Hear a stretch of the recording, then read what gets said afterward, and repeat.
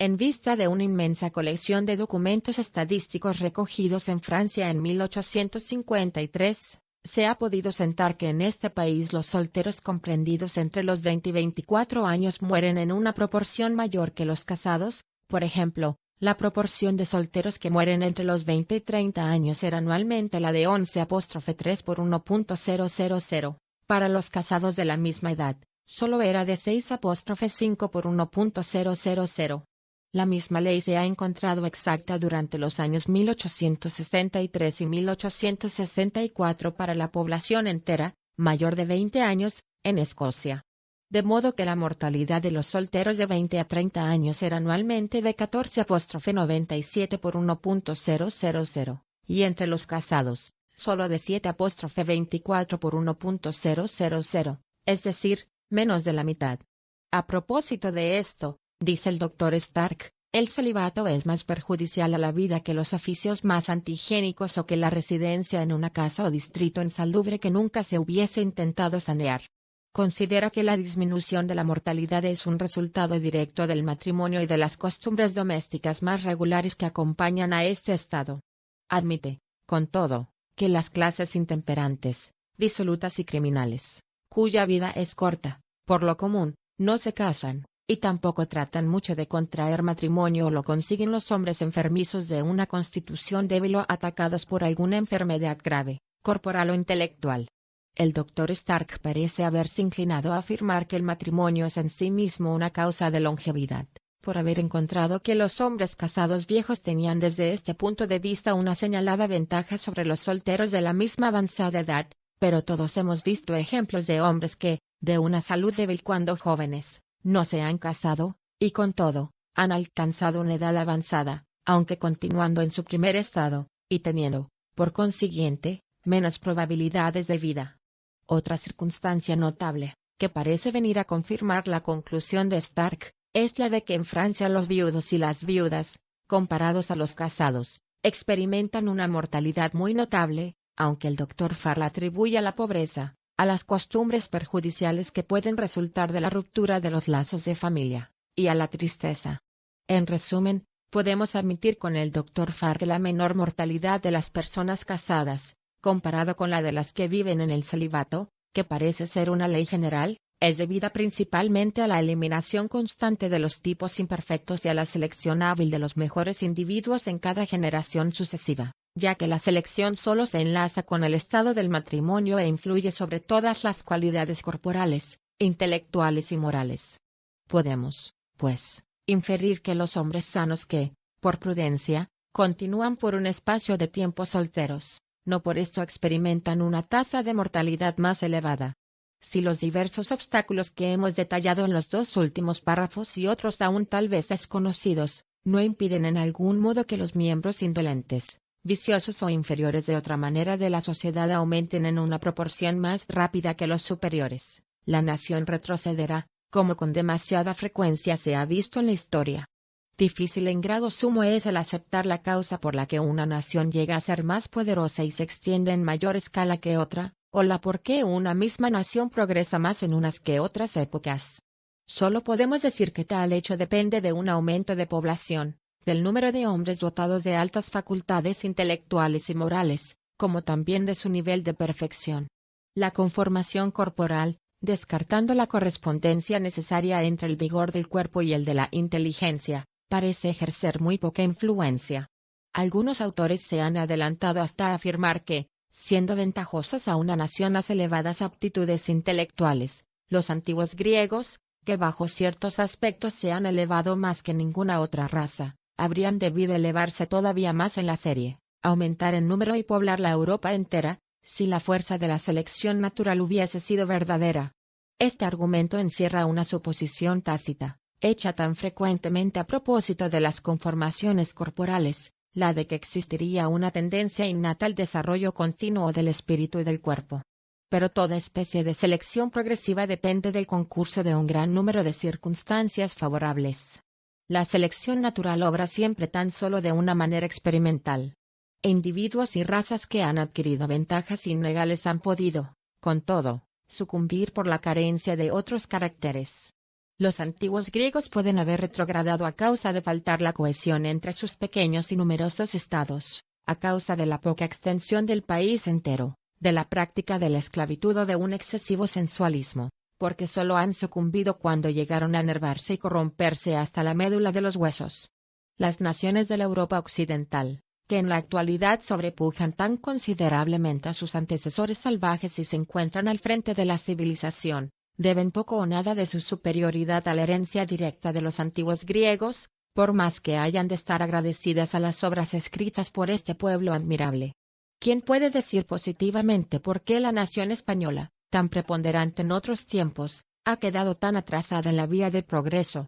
El súbito despertar de las naciones europeas de las épocas más atrasadas es también un problema de difícil resolución. En esta edad pasada, como hace notar M. Galton, casi todos los hombres distinguidos que se consagraban a la meditación y al cultivo de la inteligencia, no tenían más refugio que la Iglesia, y como ésta exigía el celibato, ejercía de este modo una influencia funestísima sobre cada generación sucesiva. Durante este periodo fue cuando la Inquisición, con un cuidado extremo, buscaba para quemarlos en los autos de fe, o para encerrarlos en sus calabozos, a los hombres de un espíritu más independiente y más atrevido. Solamente en España los hombres que formaban la parte más selecta de la nación, los que dudaban o interrogaban, porque sin la duda no hay progreso, fueron eliminados, durante 3 siglos, a razón de 1 millar por año. El mal que ha causado así la Iglesia católica es incalculable, aunque sin duda, hasta cierto punto, ha sido contrabalanceado de otro modo.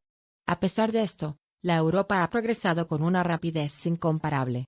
Las ventajas notables que sobre los individuos de otras naciones europeas han tenido los ingleses como colonizadores, la superioridad evidenciada por la comparación entre los progresos realizados por los canadienses de origen inglés y francés, se han atribuido a su energía emprendedora y audaz, pero, ¿quién puede decir cómo esta energía ha sido adquirida por los ingleses? Contiene muchos puntos de verdad la opinión de que los maravillosos progresos de los Estados Unidos, como también el carácter de su pueblo, son los resultados de la selección natural de los hombres más atrevidos, enérgicos y emprendedores de todas las partes de Europa que, durante las 10 o 12 últimas generaciones, han emigrado a ese gran país, prosperando rápidamente en él. Mirando hacia el porvenir, no creo exagerada la opinión del reverendo M. Jink que, cuando dice, todas las demás series de acontecimientos como las que han resultado de la cultura intelectual en Grecia y las que ha ofrecido el Imperio Romano, solo parecen tener objeto y valor cuando se las ensalza, o mejor, cuando se las considera como subsidiarias a la gran corriente de migración anglosajona dirigida hacia el oeste. Por obscuro que sea el problema del progreso de la civilización, podemos al menos ver que una nación que durante un largo periodo ha producido mayor cantidad de hombres de elevada inteligencia, enérgicos, bravos, patriotas y humanitarios, prevalecerá en general sobre las menos civilizadas. La selección natural resulta de la lucha por la existencia, y esta de la rapidez de la multiplicación. Es posible que no deploremos amargamente, dejando aparte la cuestión de si es con razón, la velocidad con que el hombre tiende a crecer en número, lo que impulsa a las tribus bárbaras a la práctica del infanticidio y otros males, y produce en las naciones civilizadas la miseria abyecta, el celibato y los matrimonios tardíos en las personas previsoras. Debiendo el hombre sufrir los mismos males físicos que los demás animales, no tiene ningún derecho a gozar de inmunidad para aquellos que resultan del combate por la vida. Si no hubiese estado sometido a la selección natural, de seguro nunca se elevara al rango humano. Cuando vemos en muchas partes del globo inmensas superficies de fertilísimo suelo pobladas por algunos salvajes nómadas, pero que serían capaces de albergar y nutrir numerosas familias, podría arguirse que la lucha por la existencia no se ha cumplido con todo el rigor necesario para impulsar al hombre hacia adelante y remontarlo a su nivel más elevado. A juzgar por lo que sabemos del hombre y de todos los animales inferiores, sus facultades intelectuales y morales han ofrecido siempre bastante variedad para que la selección natural pudiese determinar su perfeccionamiento indefinido. Esta progresión reclama a buen seguro el concurso simultáneo de numerosas circunstancias favorables, pero, aun en este caso, podríamos dudar de que hubiesen sido suficientes, sin la condición de una multiplicación rapidísima y del excesivo rigor del combate por la vida que es su consecuencia necesaria. Pruebas de que todas las naciones civilizadas han sido salvajes en otras épocas, cómo debemos seguir los grados por los cuales alguna criatura semihumana ha llegado a elevarse lentamente a la categoría humana en un estado más perfecto, no podemos pasar por alto este asunto. Puedo, en cambio, limitarme, ya que lo han tratado tan extensa y notablemente Sir J. Lubbock, M. Taylor, M. Lennon y otros, a dar un resumen de sus resultados. Los argumentos recientemente aducidos por el duque de Argyll, y antes por el arzobispo Whately, en apoyo de la idea de que el hombre ha aparecido sobre la tierra en el estado de ser civilizado y de que todos los salvajes se han degradado ulteriormente, me parecen débiles al compararlos con los que la parte adversa opone. Indudablemente, muchas naciones han decrecido en civilización y hasta puede haber las que se hayan abismado de nuevo en una barbarie completa. Sin embargo, no he sabido encontrar en ninguna parte la prueba. Es probable que los habitantes de la Tierra del Fuego hayan sido obligados por otras hordas conquistadoras a establecerse en su actual país inhospitalario, y el haberse, como consecuencia, degradado un poco, pero sería difícil probar que han descendido a un grado más inferior que los botocudos, que habitan las más bellas regiones de Brasil. La prueba de que todas las naciones civilizadas descienden de bárbaros, encuéntrase, por una parte, en vestigios evidentes de su inferior condición precedente, que existen aún en sus costumbres, creencias, lenguaje, etc., y por otra parte, en hechos que prueban que los salvajes pueden por sí mismos elevarse algunos grados en la escala de la civilización, como realmente lo han cumplido. Las pruebas de la primera clase son muy curiosas, pero no pueden continuarse aquí. Quiero ocuparme de casos como, por ejemplo, el de la numeración, que, según lo prueba de una manera evidente M. Taylor por los nombres usados aún en ciertos lugares, ha tenido su origen contando primero los dedos de una mano, después los de la otra, y finalmente los de los pies. De ello encontramos vestigios en nuestro sistema decimal y en las cifras romanas, que, al llegar a V, cambian en 7, etc., indicando, sin duda, el empleo de la otra mano. Según una gran escuela de filólogos, cuyo número va aumentando, todo lenguaje presenta huellas de su evolución lenta y gradual. Lo mismo sucede con la escritura, cuyas letras son rudimentos de representaciones figuradas. No se puede leer la obra de M. Lehmann sin admitir que casi todas las naciones civilizadas han conservado algunos vestigios de ciertas costumbres bárbaras, tales como el rapto de las mujeres. ¿Qué nación bárbara?, pregunta el mismo autor, se puede citar que haya sido en su principio monógama. La idea primitiva de justicia, tal como nos la ofrece la ley del duelo y otras costumbres de que todavía subsisten rastros, era también muy grosera. Gran número de supersticiones hoy existentes son los restos de antiguas creencias religiosas falsas. La forma religiosa más elevada, la idea de un Dios que aborrece el pecado y ama la justicia, era desconocida en los tiempos primitivos. Pasando a otro género de pruebas, Sir J. Lubbock ha probado que algunos salvajes han progresado recientemente un poco en algunas de sus sencillas artes. Por el curiosísimo relato que hace de las armas, herramientas y artes practicadas por los salvajes en diversas partes del mundo, se ha de admitir forzosamente que todos estos descubrimientos han sido independientes, exceptuando tal vez el arte de encender fuego.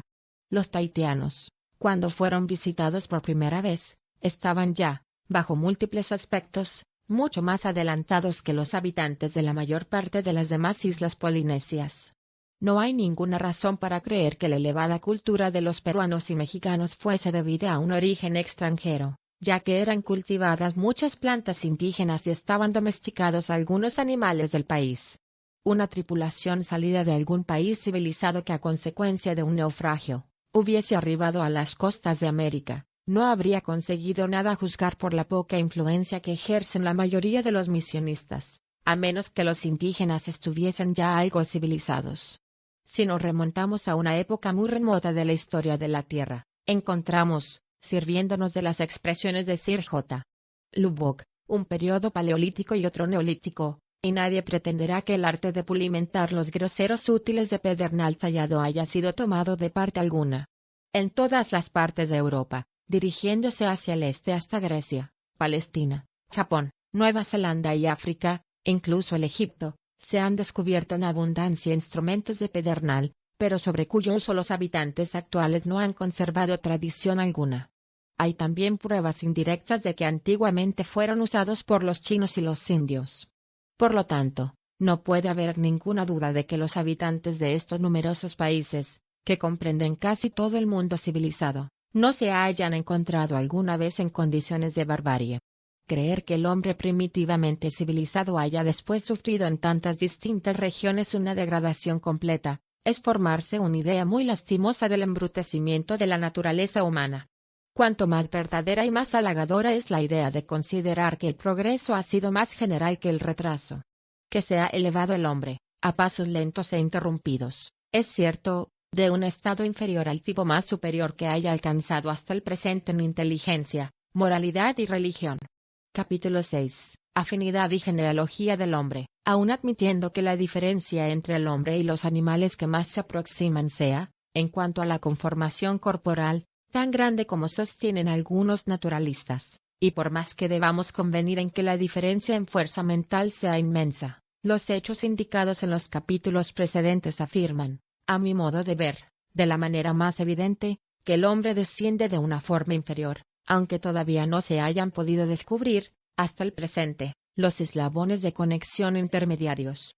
El hombre está sujeto a variaciones numerosas, determinadas por las mismas causas, reguladas y transmitidas conforme a las mismas leyes generales que los animales inferiores. Tiende a multiplicarse de un modo suficientemente rápido para que su descendencia esté necesariamente sometida a una lucha por la existencia, y por consiguiente, a la selección natural.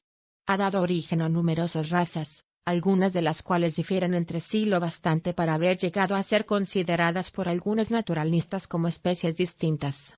Su cuerpo, independientemente de los usos para que puedan servir sus diversas partes, está construido sobre el mismo plano homológico que el de los demás mamíferos. Pasa por las mismas fases de desarrollo embriogénico. Conserva muchas conformaciones rudimentarias e inútiles, que habrán tenido empleo anteriormente. En él vemos reaparecer ocasionalmente caracteres que, según todos nos induce a creer, han existido en sus primeros antecesores. Si el origen del hombre hubiese sido distinto por completo del de todos los demás animales, estas diversas manifestaciones serían sólo decepciones vanas, lo cual es increíble. Y al contrario, todas pasan a ser comprensibles si el hombre es, con otros mamíferos, el codescendiente de alguna forma inferior desconocida. Algunos naturalistas, profundamente admirados de las aptitudes mentales y morales del hombre, han dividido el conjunto orgánico en tres reinos, humano, animal y vegetal, colocando así al hombre en un reino especial. No puede el naturalista comparar ni clasificar las aptitudes espirituales, pero sí, como he intentado hacerlo, tratar de evidenciar que, aun cuando las facultades mentales del hombre difieren inmensamente de las de los animales que le son inferiores, difieren solo en grado, pero no en naturaleza. Por grande que sea una diferencia de grado, no nos autoriza para colocar al hombre en un reino aparte, como puede comprenderse fácilmente al comparar las facultades mentales de los insectos, tales como un cocos y una hormiga, y, con todo, ambos pertenecen incontestablemente a una clase. La diferencia en este caso es mayor, aunque de un género algo distinto de la que existe entre el hombre y el mamífero más elevado. El cocos hembra se une con la trompa a una planta, cuya savia chupa, sin cambiar nunca de posición. Allí es fecundada por el macho, ahí pone sus huevos, y tal es toda su historia. En cambio, como ha probado P. Huber, la descripción de las costumbres y aptitudes mentales de las hormigas hembras ocuparía una voluminosa obra. Señalaré aquí solamente algunos puntos especiales. Las hormigas se comunican recíprocamente sus impresiones y se unen entre ellas para hacer un mismo trabajo o para juzgar unidas. Reconocen a sus camaradas después de ausencias de algunos meses. Construyen vastos edificios, que conservan con limpieza, y cuyas aberturas cierran por la noche, colocando en ellas centinelas. Construyen caminos y hasta túneles por debajo de los arroyos. Recogen el alimento para la comunidad, y cuando un objeto traído al hormiguero no puede ser introducido en él, por su excesivo tamaño, agrandan la puerta, que luego reconstruyen de nuevo. Salen en bandadas organizadas con regularidad para combatir y sacrificar su vida para el bien común. Emigran conforme a un plan preconcebido. Capturan esclavas y guardan ofidios en concepto de vacas de leche. Cambian de sitio los huevos de sus ofidios como los suyos propios y los colocan en las partes cálidas del hormiguero para apresurar el nacimiento. Podríamos citar aún una infinidad de hechos análogos. En resumen, la diferencia entre la aptitud mental de una hormiga y la de un coccyus es inmensa, pero nadie ha pensado ni remotamente en colocarlos en clases y aún mucho menos en reinos diferentes. El intervalo que separa sus inteligencias estará sin duda ocupado por las aptitudes mentales intermediarias de una multitud de insectos, lo que no sucede en el que existe entre el hombre y los monos superiores. Pero tenemos muchos motivos para creer que las lagunas que presenta la serie son solo el resultado de la extinción, en el pasado, de un gran número de formas que las ocupaban. Basándose principalmente en la conformación del cerebro, el profesor Owen ha dividido la serie de los mamíferos en 4 subclases. Consagra una de ellas al hombre, coloca en otra los marsupiales y los monotremos, de modo que hace al hombre tan distinto de los demás mamíferos como esto lo son de los 2 grupos precitados reunidos. No habiendo, que yo sepa, admitido esta clasificación ningún naturalista capaz de tener un juicio independiente, renunciamos a ocuparnos más extensamente de ella. Podemos comprender por qué una clasificación fundada sobre un solo carácter u órganos, aunque sea un órgano tan complejo e importante como el cerebro, o sobre el alto desarrollo de las facultades mentales deberá, casi de seguro, ser insuficiente. Se ha tratado de seguir tal sistema, aplicándolo a los insectos himenópteros, pero, al estar ya clasificados conforme sus costumbres o instintos, se ha visto que su agrupación era completamente artificiosa.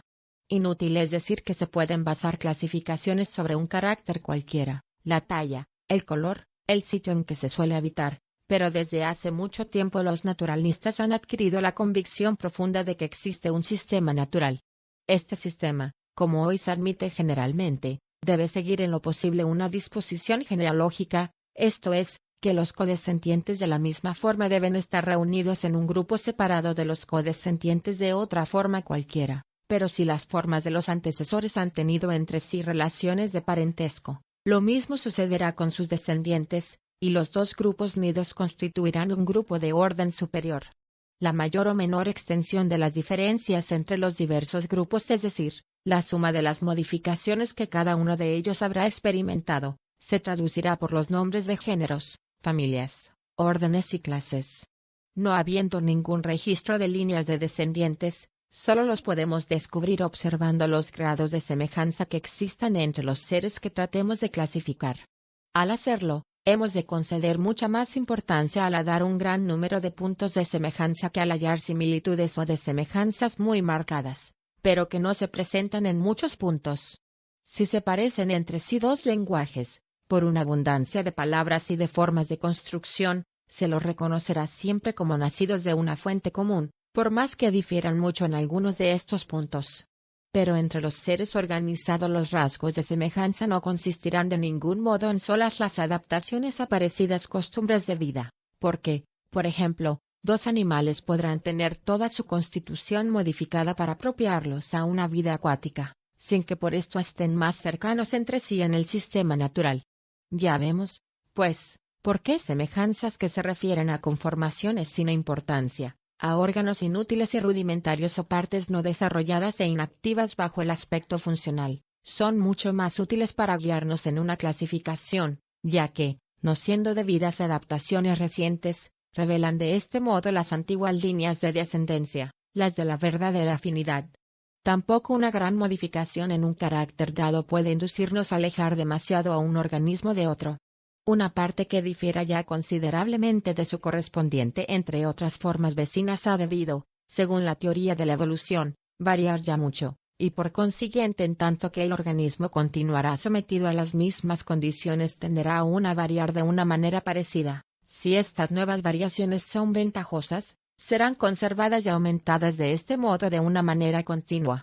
En muchos casos el desarrollo continuo de una parte, por ejemplo, el pico de un ave o los dientes de un mamífero, no sería ventajoso a la especie, ni para procurarse alimento, ni para otro objeto alguno, pero no vemos, en lo que toca a las ventajas para el hombre, ningún límite definido que se pueda asignar al desarrollo persistente de su cerebro y de sus facultades mentales. Por consiguiente, en la determinación de la posesión hombre ocupa, en sistema natural o genealógico, El extremo desarrollo de su cerebro no debe triunfar sobre la multitud de semejanzas que se refieren a puntos de menos importancia o que no poseen ninguna. La mayor parte de los naturalistas que han considerado el conjunto de la formación humana, incluso sus facultades mentales, han seguido a Blumenbach y Cuvier, y han colocado al hombre en un orden separado, bajo el nombre de bimanos, y por consiguiente, en igualdad de rango con los cuadrumanos, carnívoros, etc. Recientemente, gran número de naturalistas han vuelto a la idea propuesta en un principio por Linneo, que fue tan notable por su sagacidad, y han colocado de nuevo, bajo el nombre de primates, al hombre en el mismo orden que los cuadrumanos. La verdad de este dictamen debe admitirse, recordando, en primer lugar, las indicaciones que acabamos de hacer sobre la poca importancia comparativa que tiene, para la clasificación, el gran desarrollo cerebral en el hombre, y teniendo presente, a la par, que las diferencias profundamente marcadas que existen entre los cráneos del hombre y los de los cuadrumanos, de las que se han ocupado mucho Virchow, Aebi y otros, son muy verosímilmente el resultado de distinto desarrollo de los cerebros. En segundo lugar, no hemos de olvidar que casi todas las otras y más importantes diferencias entre el hombre y los cuadrumanos son de naturaleza eminentemente adaptativas y se enlazan principalmente a la actitud vertical, peculiar al hombre. Tales son la estructura de la mano, el pie, la pelvis, la curvatura de la columna vertebral y la posición de la cabeza. La familia de las focas ofrece un buen ejemplo de la poca importancia que tienen para la clasificación los caracteres de adaptación. Estos animales, por la forma del cuerpo y la conformidad de sus miembros, difieren de todos los demás carnívoros mucho más de cuanto difiere el hombre de los monos superiores. A pesar de esto, en todos los sistemas, desde el de Cuvier hasta el más reciente de M. Floer, las focas son colocadas como simple familia en el orden de los carnívoros.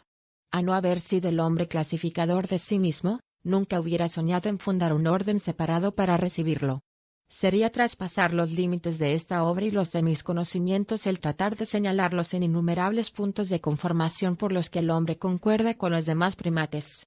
Nuestro eminente anatomista y filósofo, el profesor Huxley, en un profundo estudio de este asunto, ha sentado la afirmación de que, en todas las partes de su organización, el hombre difiere menos de los monos superiores que estos de los miembros inferiores de su mismo grupo. Por consiguiente, no hay ninguna razón para colocar al hombre en un orden distinto. He presentado en el principio de esta obra diversos hechos que prueban cuánto se aviene por su constitución el hombre con los mamíferos superiores, avenencia que, sin duda, depende de la semejanza íntima que existe en la estructura elemental y la composición química. He citado como ejemplo nuestra actitud para contraer las mismas enfermedades, para ser atacados por parecidos parásitos, nuestra comunidad de gustos para los mismos estimulantes y los efectos semejantes que producen, los resultados de diversas drogas y otros hechos de la misma clase. Algunos puntos poco importantes de semejanza entre el hombre y los animales superiores quiero señalar aquí, ya que por lo común no son tomados en consideración en las obras sistemáticas, pero que revelan claramente, cuando son numerosos, nuestros vínculos de parentesco. La situación relativa del conjunto de los rasgos de la cara es evidentemente la misma en el hombre y los cuadrumanos, y las diversas emociones se traducen por movimientos casi idénticos de los músculos y de la piel, sobre todo en las cejas y alrededor de la boca. Hasta hay algunos actos expresivos casi iguales, tales como los sollozos de ciertas especies de monos y los sonidos imitando carcajadas que producen otros, durante cuyos actos los ángulos de la boca retíranse hacia atrás, y los párpados inferiores se doblan. El aparato externo del oído se parece en extremo. La nariz es mucho más prominente en el hombre que en la mayor parte de los monos, pero ya podemos percibir un principio de curvatura aquilina en la nariz del gibonolog, que se ofrece ridículamente exagerada en el mismo órgano del Semnopithecus nasica. Muchos monos ostentan la cara adornada de barbas y bigotes. Los pelos de la cabeza adquieren una gran longitud en algunas especies de Semnopithecus, y en el macaco radiatus, parten de un punto del vértice con una raya en la mitad, como en el hombre. Crece generalmente que la frente da al hombre su aspecto noble e inteligente, mas los espesos pelos de la cabeza del citado macaco se terminan bruscamente en su parte inferior, y a partir de este punto se extiende un bozo tan fino que, mirada la frente a poca distancia, parece enteramente desnuda, a excepción de las cejas. Estas existen en algunas especies, por más que se haya afirmado lo contrario erróneamente. En la especie de que acabamos de hablar, el grado de limpieza de la frente varía según los individuos, y Street prueba que muchas veces no se presenta bastante definido en los niños el límite entre la parte cabelluda y la frente limpia de pelos, lo que parece ser un caso insignificante de reversión hacia un antecesor cuya frente presentaría aún alguna vellosidad. Sabido es que en los brazos del hombre los pelos tienden a converger hacia un punto del codo. Esta disposición curiosa, tan diferente de la mayor parte de los mamíferos inferiores, es común al gorila, chimpancé, orangután, algunas especies de ilóbalos, y aún algunos monos americanos. Pero en el Ilobates agilis el pelo del antebrazo se dirige de la manera ordinaria hacia la muñeca, en el H. Lar está casi enderezado, con una ligera inclinación hacia adelante, y de este modo se presenta en esta última especie, y de un estado de transición. No parece dudoso que en la mayor parte de los mamíferos el espesor del pelo y su dirección sobre la espalda sirven para facilitar que se escurra la lluvia, pudiendo servir para tal uso los pelos transversales de las patas delanteras del perro cuando duerme con el orangután, cuyas costumbres ha estudiado tan cuidadosamente. La convergencia de los pelos hacia el codo sirve para desviar la lluvia cuando el animal tiene, según su costumbre, los brazos doblados hacia arriba, cogidas sus manos a la rama de un árbol o reposando simplemente sobre su cabeza. Si la precitada explicación es exacta para el orangután, la disposición de los pelos de nuestro antebrazo sería un singular recuerdo de nuestro antiguo estado, ya que nadie admitirá que tenga actualmente ninguna utilidad para desviar la lluvia, uso al cual, por otra parte, no estaría ya apropiada, dada nuestra actitud vertical actual. Sin embargo, sería temerario conceder demasiadas atribuciones al principio de la adaptación, con respecto a la dirección del pelo en el hombre o en sus primeros antecesores.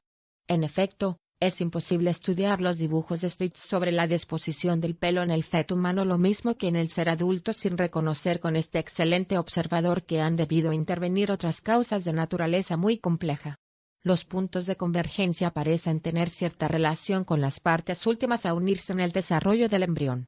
Parece también existir algún enlace entre la disposición del pelo sobre los miembros y el trayecto de las arterias medulares. No debe suponerse que la semejanza del hombre con ciertos monos, en los puntos precitados, como también en muchos otros tales como la frente desnuda, las largas trenzas de los cabellos, etc., sea necesariamente todo resultado de una transmisión hereditaria no interrumpida o de una reversión subsecuente a los caracteres de un antecesor común. Es más probable que gran número de estas semejanzas se deban a la variación analógica que, conforme he tratado de probar en otras obras, resulta de que organismos codescendientes, provistos de una constitución semejante, han sufrido la influencia de las mismas causas determinantes de la variabilidad. En lo que concierne a la dirección análoga de los pelos del antebrazo en el hombre y ciertos monos, se puede probablemente atribuir este carácter a la herencia, ya que es común a la mayor parte de los monos antropomorfos, pero no con absoluta certeza, porque algunos monos americanos muy distintos la presentan igualmente. La misma observación se puede aplicar al hecho de la falta de cola en el hombre, porque este órgano falta en todos los monos antropomorfos. Tampoco este carácter puede atribuirse con seguridad a la herencia, porque la cola, aunque no faltando enteramente, se conserva rudimentaria en algunas especies de monos del antiguo y del nuevo continente, y de ella carecen por completo muchas especies pertenecientes al vecino grupo de los lemurios. Sí, como acabamos de ver, el hombre no está autorizado para formar un orden especial consagrado a recibirlo, podría tal vez reclamar un suborden o una familia distinta. En su última obra, el profesor Huxley divide los primates en 3 subórdenes, que son, los antropoidos o el hombre solo, los simiadeos, comprendiendo los monos de toda especie, y los lemúridos con los diversos géneros de lémures. En lo que concierne a las diferencias que se refieren a ciertos puntos importantes de conformación, el hombre puede aspirar, con razón sin duda, a la categoría de un suborden, aunque éste es inferior, si tenemos en cuenta sus facultades mentales. Esta categoría sería con todo demasiado elevada desde el punto de vista genealógico, según el cual el hombre no debía representar más que una familia, o tal vez tan solo una subfamilia. Si suponemos 3 líneas de descendencia, procediendo de un origen común, podremos concebir perfectamente que, después de transcurrido mucho tiempo, 2 de entre ellas hayan cambiado poco y continúen como especies del mismo género, pero que la tercera se haya modificado lo bastante para merecer ser clasificada como subfamilia, familia, o hasta orden distinto. Aún en este caso, es casi positivo que esta tercera línea conservará todavía por herencia numerosos puntos de semejanza con las dos restantes. Aquí es donde se presenta la dificultad, actualmente irresoluble, de saber cuál es el alcance que debemos conceder en nuestras clasificaciones a las diferencias muy marcadas que pueden existir sobre muchos puntos, esto es, a la extensión de la modificación sufrida, y cuál es la parte que debemos atribuir a una similitud limitada a una porción de puntos insignificantes, como indicación de las líneas de descendencia o la genealogía. La primera alternativa es la más evidente, y tal vez la más segura. La última parece ser la que da más correctamente la verdadera clasificación natural. Para basar nuestro juicio sobre este asunto relativamente al hombre, consideramos la clasificación de los simiadeos. La mayoría de los naturalistas convienen dividir esta familia en grupo catirrino, o monos del antiguo mundo, todos los cuales están caracterizados como su nombre lo indica por la estructura particular de sus narices y la presencia de 4 premolares en cada mandíbula, y en grupo platirrino, o monos del Nuevo Mundo, comprendiendo 2 grupos muy distintos, caracterizados todos por la conformación muy distinta de las narices y la presencia de 6 premolares en cada mandíbula. Podrían añadirse además algunas pequeñas diferencias. Ahora bien, es incontestable que por su dentición, por la conformación de sus narices y por algunas otras relaciones, el hombre pertenece a la división del Antiguo Mundo, o catirrina, pero no por ningún carácter se parece más a los platirrinos que a los catirrinos, exceptuando por algunos puntos poco importantes y que parecen resultar de adaptaciones. Por consiguiente, sería contrario a toda probabilidad de suponer que alguna especie antigua del Nuevo Mundo, variando, haya producido un ser de aspecto humano, presentando todos los caracteres distintivos de la división del Antiguo Mundo, y perdiendo, al propio tiempo, los suyos propios. No hay, por lo tanto, duda alguna de que el hombre es una ramificación del tronco simiano del Antiguo Mundo y que, desde el punto de vista genealógico, debe ser clasificado entre la división catirrina. Los monos antropomorfos, a saber, el gorila, el chimpancé, el orangután y el ilobatos, han sido separados por la mayor parte de los naturalistas como un subgrupo distinto del resto de los monos del Antiguo Mundo. Cracholet, basándose sobre la conformación del cerebro, no ha admitido la existencia de esta subdivisión, que está ciertamente destruida. Conforme observa M. St. G. Mivar, el orangután es una de las formas más particulares y más extraviadas que se encuentran en el orden. Los demás monos antropomorfos del antiguo continente son divididos por algunos naturalistas en 2 o 3 subgrupos más reducidos, de los cuales el Semnopithecus, con su estómago hinchado, constituye uno de los tipos. Los bellos descubrimientos de M. Gaudres han demostrado la existencia en el Ática, durante el periodo Mioceno, de una forma que enlaza la de los cercopithecos con la de los macacos, lo que, probablemente, explica cómo antiguamente han podido estar confundidos los otros grupos más elevados. Si se admite que los monos antropomorfos forman un subgrupo natural, y el hombre se parece a ellos, no solo por todos los caracteres que tienen en común con el grupo catirrino tomando en conjunto, sí que también por otros rasgos particulares, tales como la falta de callosidades y de cola y la apariencia general, podemos deducir que el hombre debe su origen a algún antiguo miembro del subgrupo antropomorfo. No es probable que sea un miembro de uno de los demás subgrupos inferiores el que haya, en virtud de la ley de variación análoga, dado origen a un ser de aspecto humano, semejante, desde tantos puntos de vista, a los monos antropomorfos superiores. Comparado con la mayor parte de las formas que más se le aproximan, vemos que es seguro que el hombre habrá experimentado una suma extraordinaria de modificaciones, refiriéndose principalmente al enorme desarrollo de su cerebro y al hecho de su actitud vertical, pero, sin embargo, no debemos olvidar que el hombre no es más que una de las diversas formas excepcionales de los primates.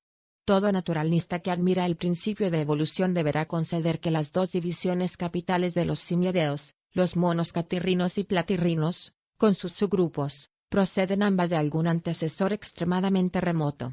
Los primeros descendientes de este antepasado, antes de haber divergido considerablemente unos de otros, habrán continuado formando un grupo único natural, en el que, sin embargo, algunas de las especies o géneros nacientes habrán ya podido empezar a indicar, Por sus caracteres divergentes, los futuros rasgos distintivos de las divisiones catirrina y platirrina. Por lo tanto, los miembros de este antiguo grupo hipotético no habrían presentado en su dentición o en la estructura de sus narices la uniformidad que actualmente ofrece el primer carácter en los monos catirrinos y el segundo entre los platirrinos, pero habrían, desde este punto de vista, semejado al vecino grupo de lemúridos, que difieren mucho entre sí por la forma de su hocico, y mucho más por su dentición. Concuerdan por tantos caracteres, como lo prueba el hecho, los monos catirrinos y los platirrinos, que deben incontestablemente pertenecer a un solo y propio orden. Los numerosos rasgos comunes a ambos no pueden haberse adquirido independientemente por tantas especies distintas, deben mejor ser efecto de la herencia. Sin duda hubiera sido calificada por un naturalista, en la categoría de los monos, la forma antiquísima que reuniese caracteres comunes a los monos catirrinos y platirrinos, a otros que fuesen intermediarios tal vez de algunos rasgos distintos de los que se encuentran actualmente en cada grupo. Por más que mortifique nuestro orgullo, es indudable que ya que, desde el punto de vista genealógico, el hombre pertenece al tronco catirrino o del antiguo mundo, hemos de deducir que nuestros antecesores primitivos habrían podido, con justicia, ser clasificados de tal modo. Cuna y antigüedad del hombre, naturalmente, nos vemos conducidos a investigar cuál ha sido el lugar del nacimiento del hombre, tomándolo en el punto en que sus antecesores han divergido del tronco catirrino. El solo hecho de enlazarse a este tronco prueba claramente que habitaban el antiguo mundo, pero no la Oceanía ni alguna isla vecina, conforme podemos deducir de las leyes de distribución geográfica. En todas las grandes regiones de la Tierra, los mamíferos vivientes son muy semejantes a las especies extinguidas de la misma región. Es fácil, por lo tanto, que el África antiguamente estuviese habitada por monos, ya extinguidos, muy vecinos al gorila y chimpancé. Y como estas dos especies son actualmente las que se aproximan más al hombre, es un tanto probable que nuestros antecesores primitivos hayan vivido, antes que en otras partes, en el continente africano. Pero es inútil discutir sobre este asunto, ya que en Europa, durante la época del Mioceno superior, ha existido una especie de monos casi de tanta talla como el hombre, vecina de los silobatos antropomorfos, a la que el Artet ha dado el nombre de Dryopithecus. Desde esta época remotísima, la Tierra ha sufrido considerables cataclismos y revoluciones, y ha habido tiempo más que suficiente para que las emigraciones se hayan podido efectuar en mayor escala. Sea cual fuere el tiempo y el sitio en que el hombre haya perdido su revestimiento velloso, es probable que habitase entonces un país cálido, condición favorable a un régimen frugívoro que, según las leyes de analogía, debía seguir. Lejos estamos de saber la época precisa en que el hombre ha empezado a separarse del tronco catirrino, pero puede remontarse a un tiempo tan lejano como el Eoceno, porque los monos superiores habían ya divergido de los inferiores desde el período del Mioceno superior, como lo prueba la existencia del Dryopithecus. Asimismo ignoramos la rapidez con que, en condiciones favorables, pueden modificarse los seres más o menos elevados en la escala orgánica. Sin embargo, sabemos que los hay entre ellos que han conservado la misma forma durante un periodo inmenso. Lo que se presenta a nuestra vista en el fenómeno de la domesticación, nos prueba que, en un periodo dado, algunos codescendientes de una misma especie pueden no haber variado en lo más mínimo, mientras habrán experimentado otras modificaciones, ya tenues, ya considerables. Lo propio podría haber acontecido al hombre, que, comparado con los monos superiores, ha experimentado modificaciones importantes en ciertos caracteres. Frecuentemente se ha opuesto como un grave argumento a la idea de que el hombre descienda de una forma inferior, el notable vacío que, interrumpiendo la cadena orgánica, separa el hombre de sus más inmediatos vecinos, sin que lo haya en especie alguna intermediaria, extinguida o viviente. Pero esta objeción reviste poca importancia a los ojos de quien, fundando su convicción en leyes generales, admite el principio fundamental de la evolución.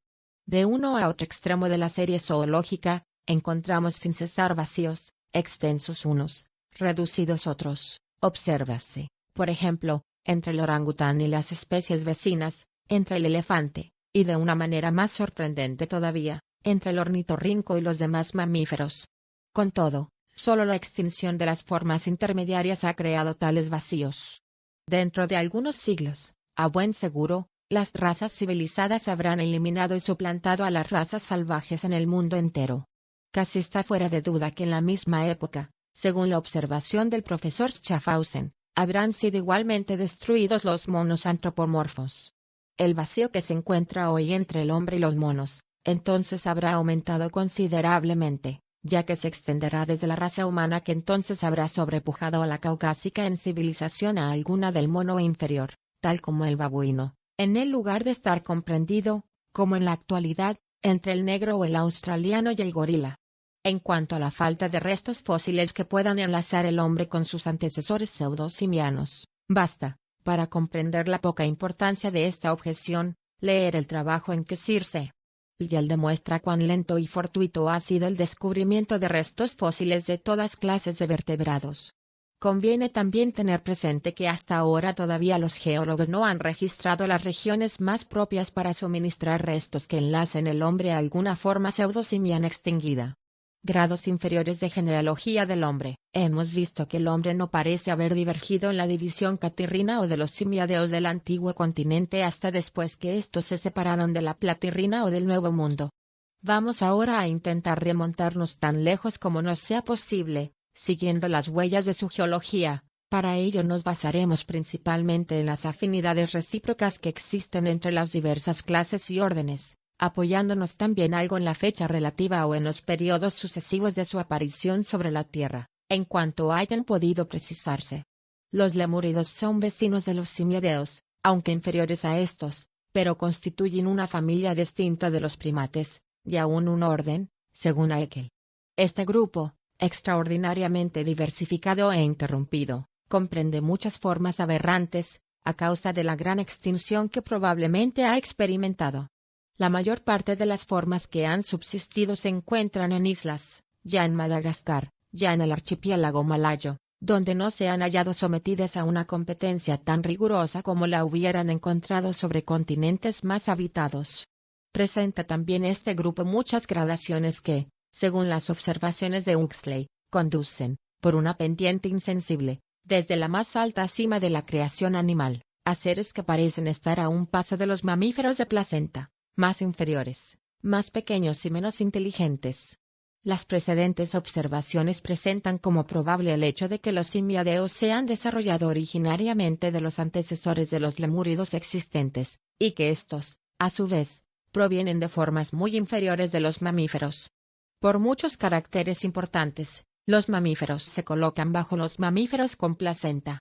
Han aparecido en una época geológica anterior, y estaba entonces mucho más extendida su distribución que en la actualidad. Por lo tanto, se admite generalmente que los mamíferos con placenta derivan de los sin placenta o marsupiales, pero no de formas idénticas a las que estos presentan hoy, sino a las que presentaban sus antecesores primitivos. Los supiales, y constituyen una tercera división, todavía inferior, en la serie de los mamíferos. Únicamente están representados actualmente por el ornitorrinco y el equidno, dos formas que, con toda seguridad, se pueden considerar como restos de un grupo más considerable en otros tiempos, y conservadas en Australia por un concurso de circunstancias favorables. Los monotremos son eminentemente interesantes, porque se unen a la clase de reptiles por muchos puntos importantes de su conformación. Al tratar de bosquejar la genealogía de los mamíferos, y por consiguiente, la del hombre, a medida que descendemos en la serie nos hundimos en una oscuridad cada vez más profunda.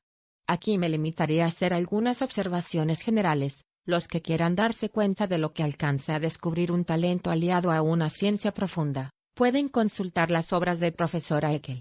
Todo partidario de la evolución admitirá que las 5 grandes clases de los vertebrados, a saber, mamíferos, aves, reptiles, anfibios y peces, descienden de un mismo prototipo, ya que todos tienen entre sí, sobre todo durante el estado embrionario, gran número de caracteres comunes.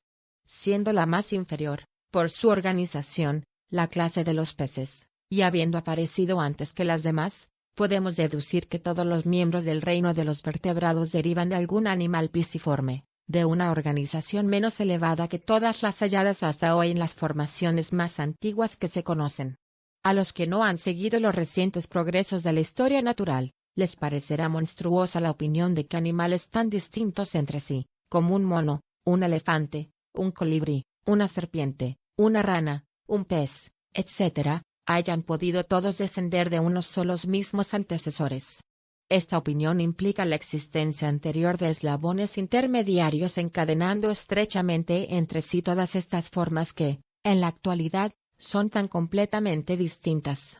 Es indudable que han existido o existen todavía grupos de animales que enlazan de una manera más o menos íntima las diversas grandes clases de los vertebrados.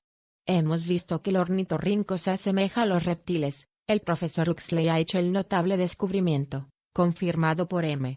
Scope y otros sabios, de que, por muchas importantes relaciones, los antiguos dinosaurios son intermediarios entre ciertos reptiles y ciertas veces son estas últimas las que forman la tribu a que pertenecen las avestruces, que es un resto muy esparcido de un grupo más considerable, y el Archaeopteryx, esta extraña ave de la época secundaria, provista de una cola prolongada como la de los lagartos. Por otra parte, según el profesor Owen, los ictiosaurios grandes lagartos marinos, tienen numerosas afinidades con los peces, o más bien según Huxley, con los anfibios. Esta última clase cuya división más elevada la constituyen las ranas y los sapos es evidentemente vecina de los peces gamoideos. Estos peces, que han vivido durante los primeros periodos geológicos, estaban construidos sobre lo que se llama un tipo altamente generalizado, esto es, presentando diversas afinidades con otros grupos orgánicos. De un modo semejante, los anfibios y los peces están tan estrechamente enlazados por el lepidosireneo, que los naturalistas han debatido durante mucho tiempo la cuestión de saber en cuál de las dos clases debía colocarse este animal. El lepidosireneo y algunos peces gamoideos han sido preservados de una extinción total, gracias a la circunstancia de habitar nuestros ríos, que son verdaderos puertos de refugio y desempeñan el mismo papel, relativamente a las aguas del océano, que las islas respecto a los continentes. Finalmente, un miembro único de la clase tan extendida y tan diversa por sus formas de los peces, el Amphioxus, difiere de tal modo de los animales de este orden, que, según Haeckel, debería construir una clase distinta en el reino de los vertebrados. Este pez es notable por sus caracteres negativos, y a duras penas puede afirmarse que posee un cerebro, una columna vertebral, un corazón, etc., tanto es así que los antiguos naturalistas lo clasifican entre los gusanos. Hace ya muchos años que el profesor Gozzi reconoció que había afinidades entre el Amphioxus y los ascidios, que son formas marinas invertebradas, hermafroditas, y que apenas parecen ser animales, ya que solo consisten en un simple saco adherido de un modo permanente a una base y provisto de dos pequeños orificios salientes. Pertenecen a los Moluscoidea, de Huxley, división inferior del gran reino de los moluscos, pero algunos naturalistas los han colocado recientemente entre los gusanos. La forma de sus larvas se parece algo a la de los renacuajos, y pueden nadar libremente. Algunas observaciones hechas últimamente por Kowalewski y confirmadas por el profesor Kruger, constituirían un interesantísimo descubrimiento, si se logra extenderlas, como acaba de obtenerlo con éxito en Nápoles el primero de dichos sabios. El primero se refiere al hecho de que las larvas de ascidios se enlazan con los vertebrados, por su modo de desarrollo, por la posición relativa del sistema nervioso y por la presencia de una conformación que se parece extraordinariamente a la cuerda dorsal de los animales vertebrados. Si fiamos en la embriología, que se ha visto siempre ser el más seguro guía del clasificador, parece, por lo citado, que hemos hallado ya el hilo que podrá conducirnos al origen de que descienden los vertebrados. Así, podríamos llegar a admitir que, en una época muy remota, existía un grupo de animales parecidos, bajo muchos aspectos, a nuestros ascidios, que se han separado en dos ramas. Una de estas, siguiendo una marcha retrógrada, habría formado la clase actual de los ascidios, la otra, elevándose hasta la cima y la coronación del reino animal, habría dado nacimiento a los vertebrados. Hasta aquí hemos intentado trazar aproximadamente la genealogía de los vertebrados, apoyándonos en sus mutuas afinidades. Veamos ahora el hombre tal como existe, y creo que podremos en parte reconstituir durante periodos consecutivos, pero no en su verdadera sucesión cronológica, la conformación de nuestros antiguos predecesores. Esta tarea es posible, fijándonos en los rudimentos conservados sobre el cuerpo del hombre, en los caracteres que actualmente aparecen en él por reversión y con la ayuda de los principios de morfología y de embriología. En los precedentes capítulos hemos dado detalles sobre esos hechos. Los primeros antecesores del hombre tenían, sin duda, cubierto el cuerpo por completo de pelos, siendo barbudos ambos sexos. Sus orejas eran puntiagudas y movibles, estaban provistos de una cola mal servida por músculos propios. Sus miembros y cuerpos se encontraban sometidos a la acción de numerosos músculos, que, no reapareciendo hoy sino accidentalmente en el hombre, son todavía normales en los cuadrumanos. La arteria y el nervio del húmero pasaban por un orificio supercondiloideo. El pie, a juzgar por el estado en que se presenta el pulgar en el feto, debía ser entonces prensil, y nuestros antecesores vivían sin duda habitualmente sobre los árboles, en algún país cálido cubierto de bosques. En una época más anterior todavía, el útero fue doble, expulsábanse las excreciones por un pasaje cloacal y protegía el ojo un tercer párpado o membrana nictitante. Y remontándonos aún más, los antecesores humanos vivían en el agua. La morfología nos enseña claramente que nuestros pulmones son tan solo una vejiga natatoria modificada, que servía antes de flotador. Las hendiduras del cuello del embrión humano indican el lugar en que entonces existían las branquias. Hacia esa época, los riñones estaban reemplazados por los cuerpos de Wolf. El corazón solo se presentaba en el estado de simple vaso pulsátil y la cuerda dorsal ocupaba el lugar de la columna vertebral. Otro punto merece más detalles. Ya desde hace mucho tiempo, se sabe que, en el reino vertebrado, un sexo tiene en estado rudimentario diversas partes accesorias que caracterizan el sistema reproductor propio del otro sexo. Ha llegado a evidenciarse que, en un periodo embrionario muy precoz, ambos sexos poseen verdaderas glándulas, machos y hembras. Parece, por lo tanto, que, algún antecesor extremadamente remoto de todo el reino vertebrado, debería haber sido hermafrodita o andrógino. Pero aquí nos encontramos con una dificultad particular. Los machos de la clase de los mamíferos tienen en sus vesículas prostéticas rudimentos de un útero con el pasaje adyacente, presentan también vestigios de mamas, y algunos marsupiales del mismo sexo ofrecen rudimentos de un saco marsupial. Podríamos citar otros casos análogos. Hemos de suponer que algún mamífero muy antiguo habrá poseído órganos propios de los dos sexos, esto es, habrá continuado siendo andrógino, después de haber adquirido los caracteres principales de su clase, y por consiguiente, después de haber divergido de las clases inferiores del reino vertebrado.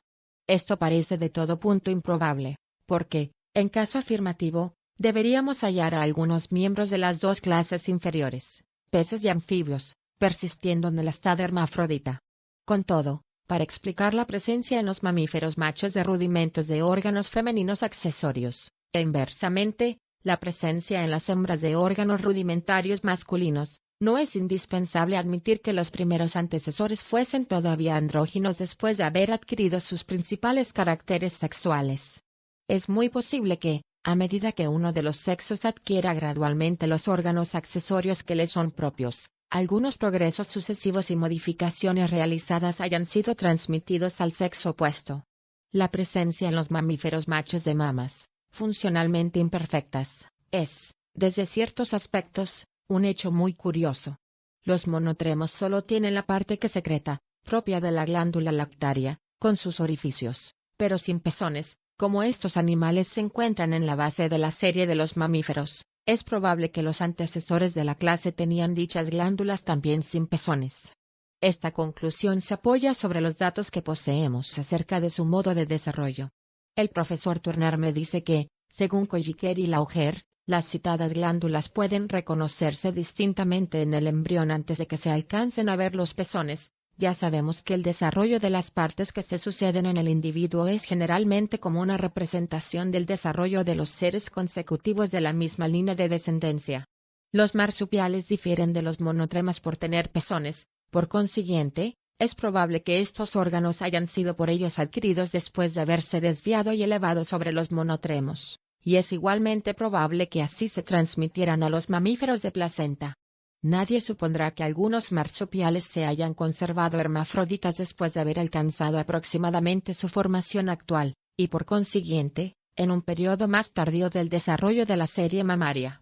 A menudo ha cruzado por mi imaginación la sospecha de que, mucho tiempo después de que los antecesores de todos los mamíferos hayan cesado de ser andróginos, los dos sexos podían haber todavía secretado leche y alimentado así a sus hijos, y de que, en los marsupiales, Ambos sexos podían también llevar a sus cachorros en bolsas marsupiales.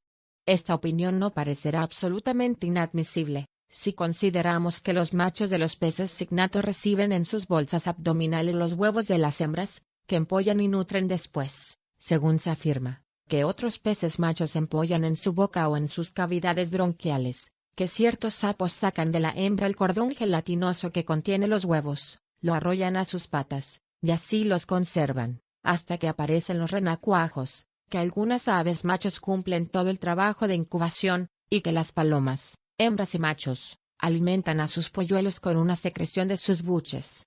La idea que acabo de enunciar me ocurrió al considerar que, en los animales machos, las glándulas mamarias se encuentran mucho más desarrolladas que otras partes reproductivas accesorias, que, aunque especiales de un sexo, se hallan también en el otro. Dichas glándulas y los pezones, tales como se encuentran en los mamíferos, no son, hablando propiamente rudimentarios, solo están completamente desarrollados y son funcionalmente inactivos. Aféctanse simpáticamente por ciertas enfermedades, del mismo modo que en las hembras. Al nacer, secretan a menudo algunas gotas de leche, y se han observado casos en el hombre y otros animales en que están las mamas suficientemente desarrolladas para secretar mucha cantidad. Si admitimos que, durante un prolongado periodo, los mamíferos machos han ayudado a las hembras en la lactancia de sus hijos, cesando de hacerlo después a causa, por ejemplo, de una disminución en el número de sus hijos, la falta de uso de estos órganos durante la edad madura habría producido su inactividad, y este estado, en virtud de los dos sabidos principios de la herencia, se transmitiría probablemente a los machos en la época correspondiente de su edad. Conclusión. La mejor definición que se haya dado jamás del progreso en la escala orgánica es la de von Baer, basada sobre la extinción del modo de diferenciarse y especializarse las distintas partes del mismo ser, cuanto quiera yo añadir ha llegado a su madurez. Habiéndose los organismos, por el camino de la selección natural, adoptado lentamente a seguir distintas líneas de vida, sus partes componentes se han diferenciado y especificado de más en más para llenar diversas funciones, por consecuencia de las ventajas que resultan de la división del trabajo fisiológico. Frecuentemente, una misma parte parece haberse modificado primero con un objeto, y después de mucho tiempo tomar otra dirección completamente diversa, lo cual contribuye a hacer cada vez más complejas todas las partes. Pero cada organismo, a pesar de todo, conservará siempre el tipo general de la conformación del antecesor de que originariamente ha salido. Las pruebas sacadas de los hechos geológicos contribuyen sensiblemente a apoyar la idea de que, en su conjunto, la organización ha progresado en un mundo de un modo lento y frecuentemente interrumpido. Su punto culminante en el reino vertebrado es el nombre. No debe creerse tampoco que grupos de seres organizados hayan siempre surgido y desaparecido luego tan pronto como dieran origen a otros grupos más perfectos que ellos. Aunque estos hayan triunfado de sus predecesores, pueden no haberse adaptado mejor a todos los medios de la economía de la naturaleza. Algunas formas antiguas, que parecen haber sobrevivido a causa de habitar localidades privilegiadas, donde no han estado expuestas a una lucha muy vigorosa, nos ayudan a menudo a reconstruir nuestras genealogías, dándonos una idea más exacta de las antiguas razas perdidas. Pero hemos de procurar no creer que los miembros igualmente existentes de algún grupo de organización inferior sean representantes exactos y completos de sus predecesores antiguos. Los primeros antecesores del reino vertebrado, de que encontramos indecisas huellas, han consistido probablemente en un grupo de animales marinos, semejando a las larvas de los ascidios existentes. Es fácil que estos animales hayan producido un grupo de peces tan inferiores como el Amphioxus, y de los cuales han debido desarrollarse los camoideos y los lepidosireneos, peces que son ciertamente poco inferiores a los anfibios. Hemos visto que las aves y los reptiles estaban antiguamente estrechamente enlazados, y que hoy los monotremos unen, aunque débilmente, los mamíferos a los reptiles. Nadie sabría decir en la actualidad por qué línea de descendencia las tres clases más elevadas y más próximas, mamíferos, aves y reptiles, derivan de una de las dos clases inferiores, anfibios y peces. Podemos figurarnos en los mamíferos los grados por que han pasado los monotremos antiguos para llegar a los antiguos marsupiales, y estos a los primeros antecesores de los mamíferos con placenta.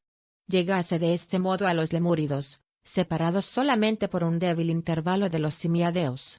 Entonces los semiáridos se habrán separado en dos grandes troncos, los monos del Nuevo y los del Antiguo Mundo, y de estos últimos, en una época remota, ha procedido el hombre, esta maravilla y gloria del universo. Capítulo 7. Las razas humanas. No me propongo describir aquí las tituladas diversas razas humanas, trato solo de investigar cuáles, desde el punto de vista de la clasificación, el valor y el origen de las diferencias que entre ellas existe. Cuando los naturalistas tratan de determinar si dos o más formas vecinas deben ser consideradas como especies o como variedades, déjanse dirigir prácticamente por las siguientes consideraciones: la suma de las diferencias observadas, su alcance a un pequeño o gran número de puntos de conformación, si tienen importancia fisiológica, pero más especialmente si son constantes. La constancia de los caracteres es, efectivamente, lo que más busca y aprecia el naturalista. Siempre que se pueda demostrar de una manera positiva, o solamente probable, que las formas en cuestión se han conservado distintas durante un largo periodo, tiénese ya un argumento de gran peso para que sean consideradas como especies. El criterio más importante de distinción específica es, sobre todo, la ausencia completa, en una región bien estudiada, de variedades que enlacen entre sí dos formas vecinas, porque hay en este hecho algo más que una simple persistencia de caracteres, atendiendo a que dos formas, aunque variando enormemente, pueden no producir variedades intermediarias. La distribución geográfica viene frecuentemente a desempeñar una parte, ya consciente, ya inconsciente, formas pertenecientes a dos regiones muy separadas una de otra, donde la mayor parte de las especies restantes se distinguen específicamente, son también consideradas habitualmente como tales, pero, en realidad, este hecho no sirve de apoyo para la distinción entre las razas geográficas y las que se llaman verdaderas especies. Apliquemos desde luego estos principios, admitidos generalmente para las razas humanas, considerándolas desde el mismo punto de vista con que lo haría un naturalista con respecto a un animal cualquiera. En cuanto a la extensión de las diferencias que existen entre las razas, nos auxiliará poderosamente la delicadeza de discernimiento que hemos adquirido por la costumbre de observarnos a nosotros mismos. Conforme hace notar el Finstone, ningún europeo que acaba de desembarcar en la India es capaz de distinguir a primera vista las diversas razas indígenas, que al cabo de algún tiempo le parecen completamente diferentes. El indígena de aquella región tampoco se apercibe de las diferencias que existen entre las diversas naciones europeas. Aún las razas humanas más distintas, exceptuando algunas tribus negras, son de formas más parecidas entre sí de lo que se supondría antes de fijarse en ello. Las fotografías de la colección antropológica del Museo francés, retratando individuos de razas distintas, podrían pasar por retratos de europeos, como lo han notado muchas personas a quienes las he enseñado. Con todo, viendo los originales, estos individuos parecerían sin duda muy distintos, lo que prueba la gran influencia que ejercen sobre nuestro juicio el color de la piel y de los cabellos, las ligeras diferencias en los rasgos fisonómicos y en la expresión del rostro. Está ya puesto fuera de duda que, comparadas y medidas con cuidado, presentan entre sí las distintas razas considerables diferencias por la estructura de los cabellos, las proporciones relativas de todas las partes del cuerpo, la extensión de los pulmones, la forma y la capacidad del cráneo, y hasta por las circunvoluciones del cerebro. Sería interminable tarea la de querer especificar los numerosos puntos de diferencias en la estructura. Difieren asimismo las razas por su constitución, por su actitud variable para aclimatarse y por su disposición para contraer ciertas enfermedades. También, como en lo físico, son distintos los caracteres que presentan en lo moral, dedúcese esta conclusión principalmente de sus facultades de sentimientos y en parte de las de inteligencia. Cualquiera que haya tenido ocasión de establecer comparaciones sobre este particular, habrá quedado sorprendido del contraste que existe entre los indígenas, sombríos y taciturnos, de la América del Sur, y los negros, ligeros de cabeza y charlatanes. Un naturalista se creería tal vez competentemente autorizado para considerar como especies diferentes las razas humanas, al poder distinguir muchas diferencias de conformación y de constitución, algunas de las cuales son realmente importantes. Estas diferencias existen en realidad y son constantes durante largos periodos de tiempo. Hallaría un apoyo para su opinión en la extensión enorme que ocupa el hombre sobre la Tierra, lo cual constituiría una grave anomalía en la clase de los mamíferos, si el género humano representase tan solo una especie. La ratificaría al ver que la distribución de las llamadas razas humanas se aviene con las de las otras especies de mamíferos, incontestablemente distintos. Finalmente, podría citar, para probar la verdad de su tesis, el hecho de que la fertilidad mutua no se ha probado con evidencia que existiese entre todas las razas, y que, aunque así fuese, no constituiría esto una prueba absoluta de su identidad específica. Pero, en cambio, si el naturalista quisiera investigar si las formas humanas persisten siendo distintas, como las especies ordinarias, cuando se encuentran mezcladas en gran número en un mismo país, descubriría inmediatamente que nunca se presenta ejemplo de ello. Vería en el Brasil una inmensa población mestiza de negros y portugueses, hallaría en Chile y otras partes de la América del Sur la población entera, consistente en indios y españoles, mezclada en diversos grados. En otras muchas regiones del mismo continente encontraría los más completos cruzamientos en negros, indios y europeos, y estas triples combinaciones suministran a juzgar por lo que se ofrece en el reino vegetal la prueba más rigurosa de la mutua fertilidad de las formas progenitoras. En una isla del Pacífico descubriría una pequeña población de sangre polinésica inglesa cruzadas y en el archipiélago Viti otra de polinesios y negritos cruzados en todos los grados imaginables. Se podrían citar muchos casos análogos, en el África del Sur, por ejemplo. En vista de estos hechos, hemos de admitir que las razas humanas no son bastante distintas entre sí para coexistir sin fusión, hecho que, en los casos ordinarios, proporciona el medio habitual para establecer la distinción específica. También se turbaría en gran manera nuestro naturalista al percatarse de que los caracteres distintos de todas las razas humanas son extremadamente variables. Este hecho sorprende hondamente al que por vez primera contempla esclavos negros en el Brasil, a donde acuden de todas las partes del África. Lo propio se observa entre los polinesios y otras razas. Dudamos mucho de que se pueda citar un carácter que sea distintivo de una raza y constante. Aún los salvajes comprendidos en los límites de la misma tribu, distan mucho de presentar en sus caracteres la uniformidad que se ha supuesto. Las mujeres hotentotes presentan ciertas particularidades más desarrolladas de lo que lo están en otras razas, pero es sabido que este hecho no es constante.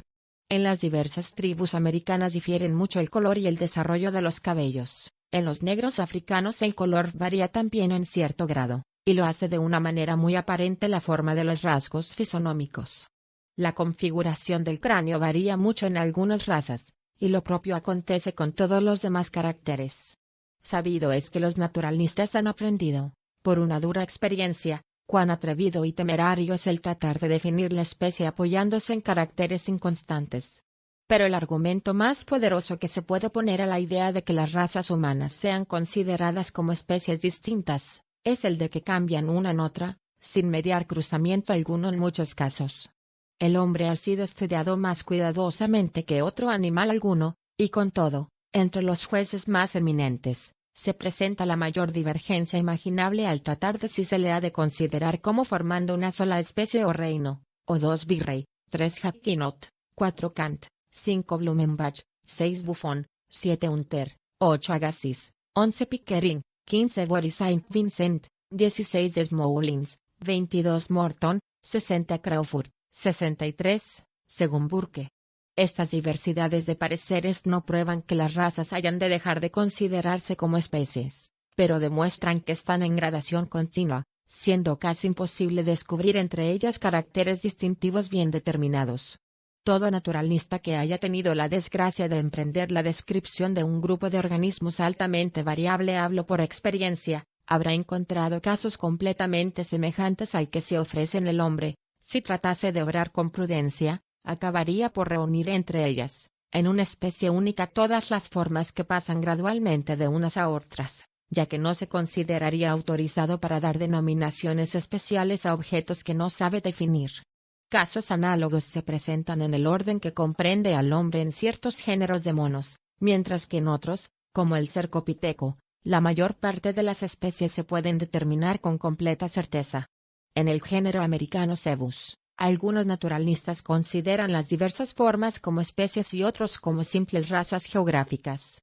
Si luego, después de haber recogido ejemplares de cebus en todas las partes de la América del Sur y de haber visto pasar unas a otras formas, que actualmente parecen ser específicamente distintas, serán consideradas como simples variedades o razas. De un modo parecido han obrado la mayor parte de los naturalistas en lo que concierne a las razas humanas. Recientemente, algunos naturalistas han empleado el nombre de subespecie para designar aquellas formas que poseen muchos caracteres de verdadera especie, pero sin merecer una tan elevada categoría.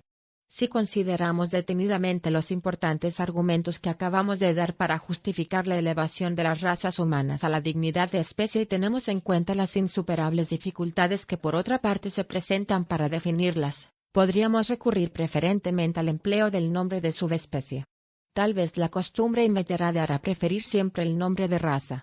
La elección de denominaciones ha de llenar otra condición que la de que, en cuanto sea posible, los mismos nombres sirvan para expresar los mismos grados de diferencia. En estos últimos años se ha agitado mucho, entre los naturalistas, la cuestión de saber si la humanidad consiste en una o varias especies, discusión que los ha dividido en dos escuelas, monogenistas y poligenistas. Los que no admiten el principio de evolución deben considerar la especie como creaciones separadas o como entidades distintas en algún modo, y es preciso que resuelvan cuáles son las formas que se deben clasificar como especies, por analogía con los demás seres orgánicos considerados ordinariamente como especies también. Pero es inútil por completo el intentar resolver tal cuestión conforme a bases justas, en tanto que no se haya aceptado generalmente alguna definición de la palabra especie. Definición que no ha de contener ningún elemento de imposible averiguación, tal como el de un acto creador. Sería tan estéril como el tratar de decidir, sin ninguna definición previa, si cierto conjunto de casas se debe llamar ciudad, villa o aldea. Un ejemplo práctico de tal dificultad se nos ofrece en las interminables discusiones a que ha dado lugar el tratar de saber si deben ser considerados como especies o como razas geográficas los numerosos mamíferos, aves, insectos y plantas que se corresponden mutuamente en la América del Norte y Europa. Lo propio acontece con las producciones de muchísimas islas situadas a poca distancia de los continentes. En cambio, los naturalistas que admiten el principio de evolución y la mayor parte de los jóvenes se afilian ya a este grupo no vacilarán en reconocer que todas las razas humanas descienden de un solo tronco primitivo, por más que crean útil o no calificarlas de especies distintas, con objeto de expresar la extensión de sus diferencias. Cuando, en una época muy remota, las razas humanas han divergido de su antecesor común, se habrán diferenciado muy débilmente entre sí y aun en poco número, por lo tanto, en lo que concierne a sus caracteres distintivos, habrán presentado menos títulos para merecer el rango de especies distintas que las que en la actualidad llamamos razas. Sin embargo, algunos naturalistas hubieran podido tal vez considerar estas antiguas razas como especies distintas y darles este nombre arbitrario, si sus diferencias, aunque tenues, hubieran sido más persistentes que ahora, sin presentar pasajes graduales de unas a otras. Aunque las razas humanas actuales difieren bajo muchos aspectos, tales como el color, los cabellos, la forma del cráneo, las proporciones del cuerpo, etc., si se las considera en el conjunto de su organización, se ve que se parecen en altos grados por una multitud de puntos. Gran número de estos son tan insignificantes o de tan peregrina naturaleza, que no es presumible se hayan adquirido de una manera independiente por especies o razas primitivamente distintas. La misma observación se aplica de una manera igual y aún más acentuada a los puntos de similitud mental que existen entre las razas humanas más distintas.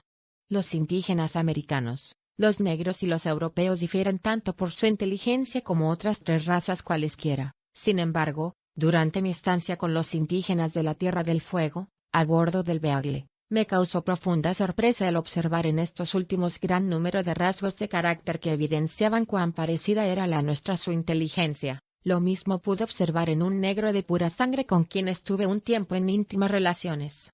La lectura de las interesantes obras de M. Taylor y de Sir J. Lubbock impresiona profundamente al probar la semejanza que existe entre los hombres de todas las razas en sus gustos, disposiciones y costumbres. Pruébalo evidentemente así el placer que encuentran todos en la danza, en la audición de una música más o menos grosera, en pintarse y adormecerse, en su mutua comprensión del lenguaje gesticulado y como me propongo probar en un futuro ensayo, en la expresión fisonómica y los gritos inarticulados, que excitan en ellos de una manera parecida las diversas emociones.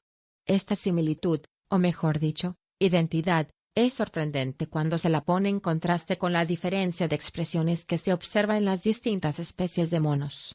Tenemos pruebas convincentes de que el arte de tirar con el arco y las flechas no ha sido transmitido por ningún antecesor común de la humanidad. Con todo, las extremidades de las flechas talladas en piedra, procedentes de las más alejadas partes del mundo y fabricadas en los periodos más remotos, son casi idénticas, como ha probado Nilsson. Este hecho solo puede explicarse como un resultado de que las razas diversas tienen fuerzas inventivas y mentales parecidas.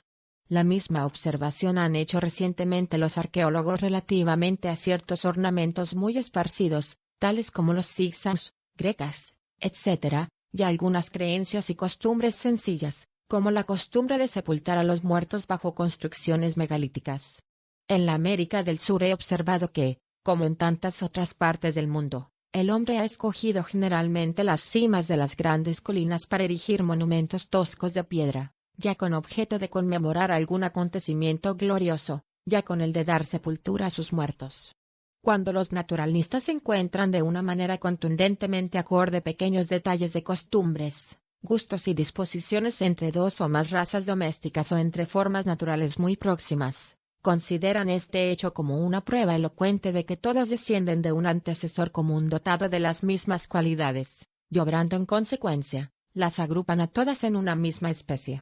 El mismo argumento puede aplicarse aún con mucha más fuerza a las razas humanas.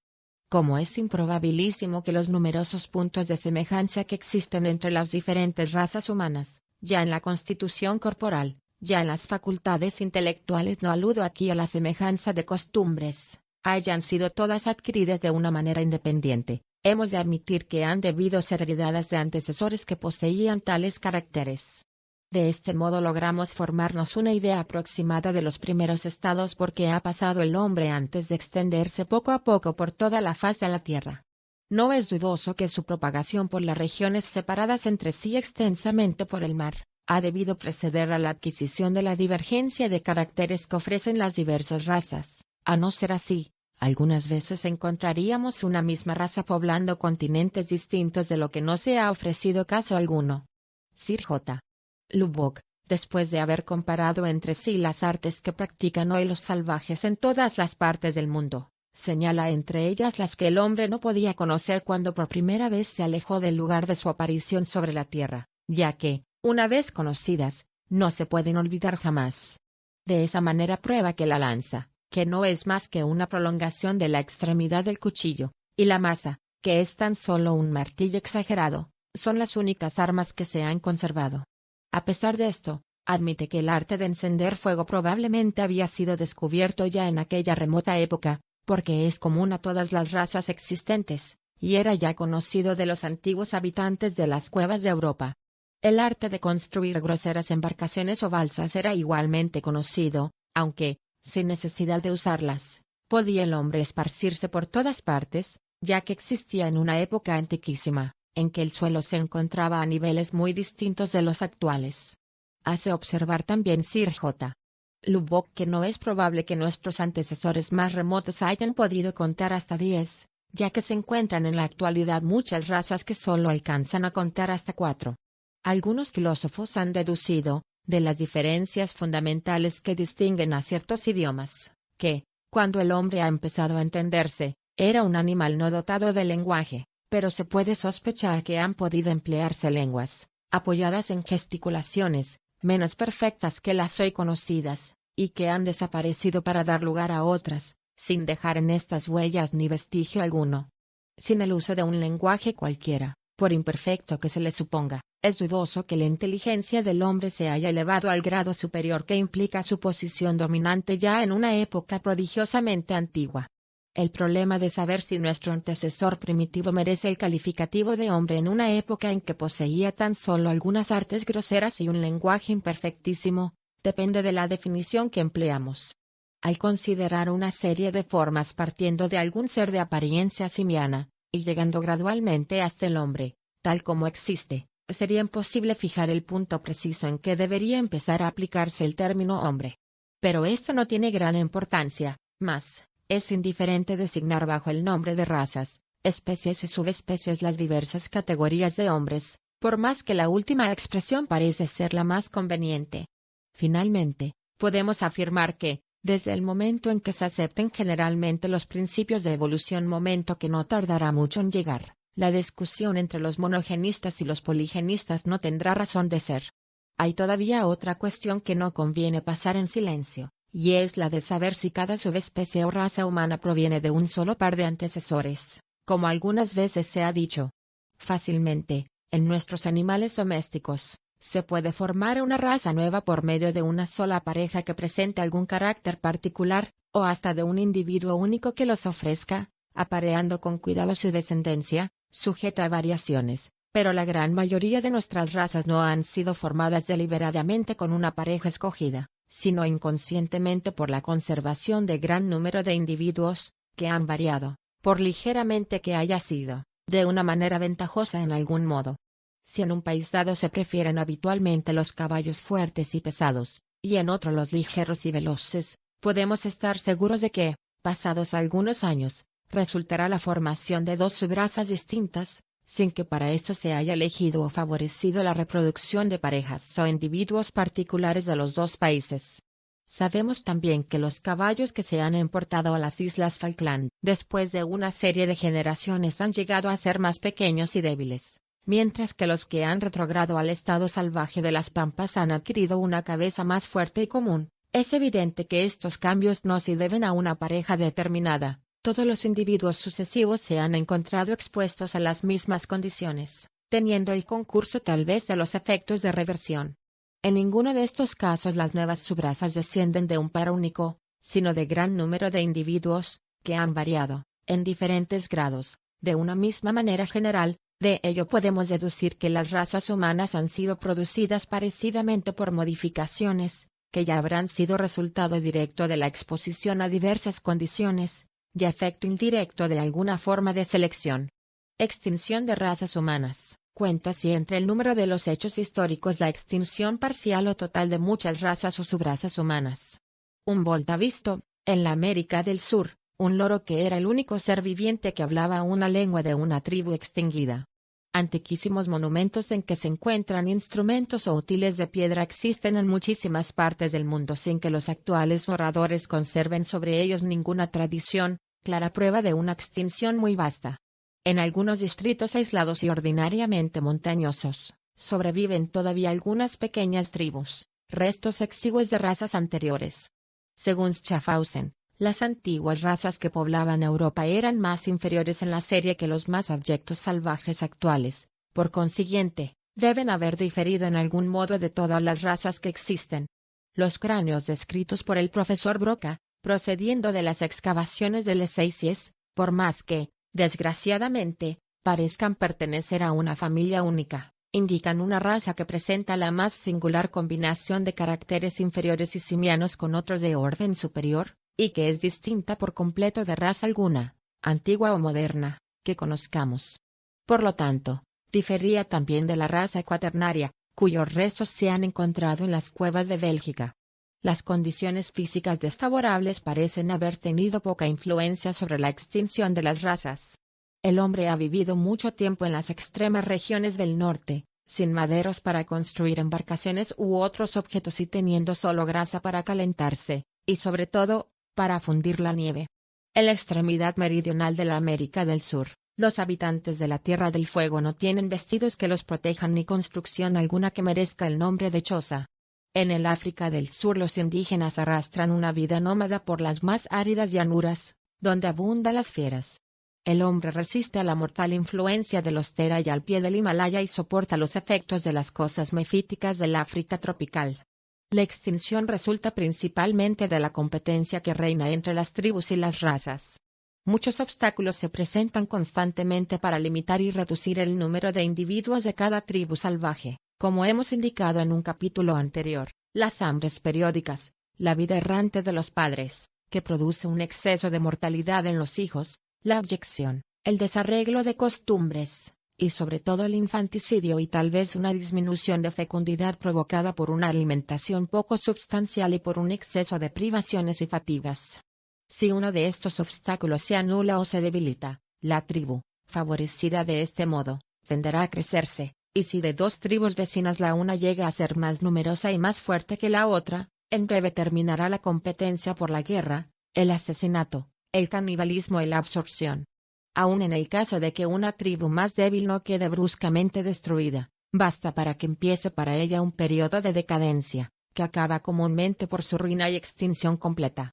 La lucha entre naciones civilizadas y bárbaros es de poca duración, exceptuando los casos en que un clima mortífero viene en ayuda de la raza indígena, pero entre las causas que determinada victoria de las naciones civilizadas hay algunas que son muy evidentes y otras muy obscuras. Vemos que el estado de cultura del país debe ser fatal para los salvajes, ya que no pueden o no se atreven a cambiar de costumbres. Nuevas enfermedades y vicios concurren también a destruirlos. Parece que, en toda nación, una enfermedad nueva provoca una excesiva mortalidad, que dura hasta que gradualmente quedan eliminados los individuos más susceptibles de contraería.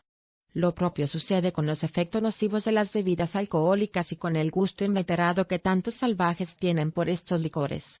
Además, por misterioso que este hecho se presente, parece que el primer encuentro de pueblos distintos, y hasta aquella ocasión separados, engendra enfermedades. M. Sproat, que se ha ocupado mucho sobre este asunto en la isla de Vancouver, cree que el cambio en los hábitos de la vida, que resulta siempre de la llegada de los europeos, provoca muchas indisposiciones. Este autor insiste especialmente en esta insignificante causa de que los indígenas quedan extrañados y tristes ante la nueva manera de vida que los rodea, pierden todos sus antiguos móviles de acción y no los reemplazan con otros nuevos. Uno de los elementos más importantes para el triunfo de las naciones que entran en competencia, es el grado a que alcanza su civilización. Hace algunos siglos, Europa temía las incursiones de los bárbaros de Oriente, semejante temor hoy sería ridículo. Otro hecho más curioso ha observado M.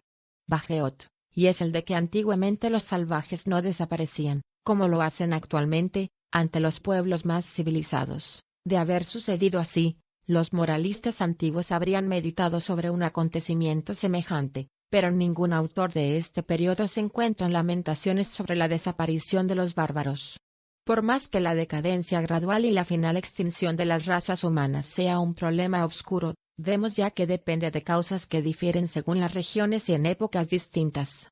En cuanto a dificultad, es un problema parecido al que nos ofrece la extinción de uno de los animales más elevados, el caballo fósil, por ejemplo, que desapareció de la América del Sur, siendo después reemplazado en el mismo país por innumerables manadas de caballos españoles.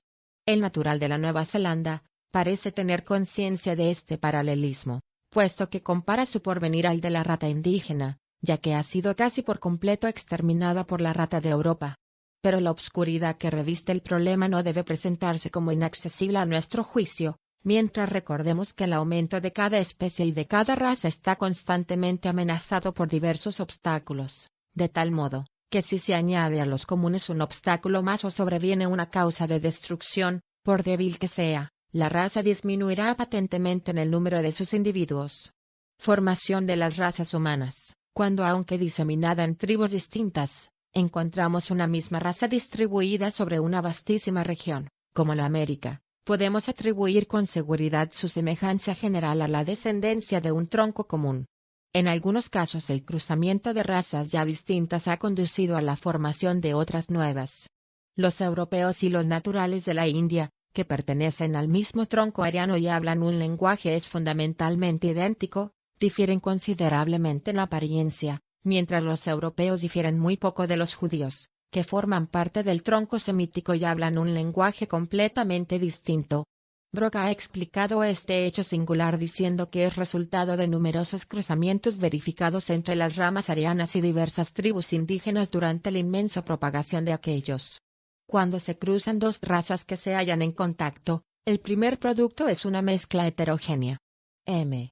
Humbert, describiendo los santalis o tribus de las colinas de la India, afirma que se pueden observar centenares de imperceptibles gradaciones desde las tribus negras obesas de la montaña al Brahma esbelto y de aceitunado color, de ojos serenos y elevada aunque estrecha cabeza, de tal suerte que en los tribunales es necesario preguntar a los testigos si son santalis o indios.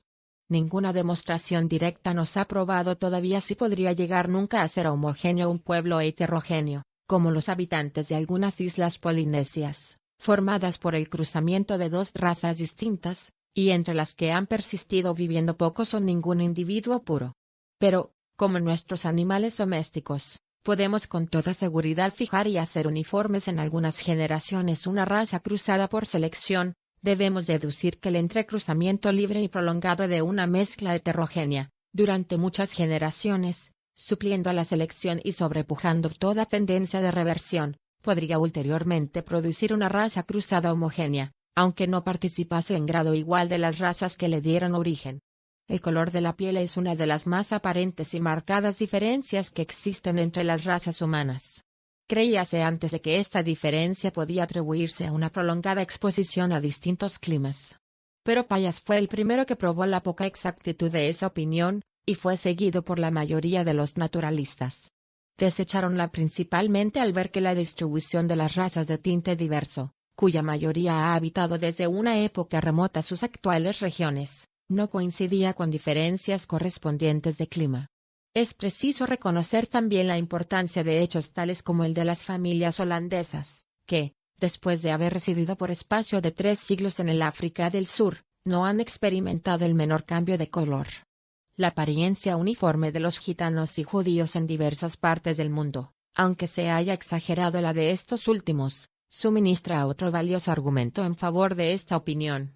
Una gran humedad o sequedad en la atmósfera considérase que influye más que en el calor sobre la modificación del color de la piel, pero toda conclusión sobre este asunto ha de ser todavía muy dudosa, ya que D'Orbigny, en la América del Sur, y Livingstone, en el África han llegado a conclusiones contrarias respecto a los efectos atribuidos a tal causa. Diversos hechos que he citado antes prueban que algunas veces existe una sorprendente correlatividad entre el color de la piel y los pelos y una inmunidad completa en la acción de ciertos venenos vegetales y en los ataques de los insectos parásitos.